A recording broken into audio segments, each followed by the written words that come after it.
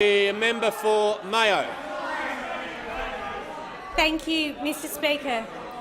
Prime Minister, one of my constituents, an Indigenous man— Member for Mayo, we'll just pause for a second. Members on my left, you could cease interjecting. I can't hear the member for Mayo. If you could start your question again.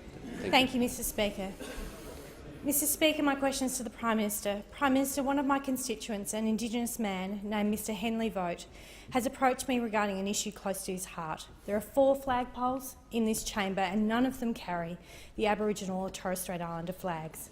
We've seen over the last 2 days that language matters and action matters. Yesterday this House was united to condemn racism and discrimination. In a continuation of that spirit and the spirit of reconciliation and recognition of the history and culture of Australia's First Peoples, will the government support flying the Aboriginal and Torres Strait Islander flags in this chamber? Thank you. The Leader of the House on a point of order. Mr Speaker, the Prime Minister is probably more than happy to remark on it. It's not actually within his responsibilities because it's a matter for the standing orders and therefore the House.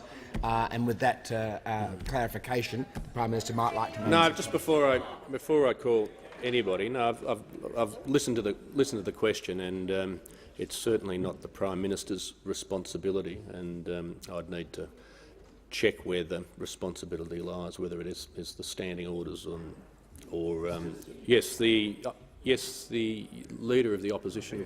I thought the question, and I didn't hear all of it, but I thought the question by the member for Mayo ended on whether or not the government supports such a measure and if it's of assistance to the Prime Minister, as these things should be, as they were yesterday. We'll offer bipartisanship if you choose to take up the member for Mayo's offer. The member for Mayo, that last part of the question, if you could just repeat that. Thank you. Certainly.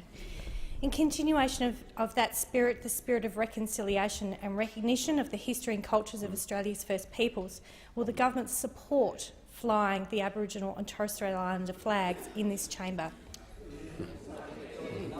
Prime Minister has— Well, thank you, Mr Speaker. I thank the honourable member for a question. I imagine the honourable member will seek to move a motion to amend the standing orders for that purpose, assuming that is necessary.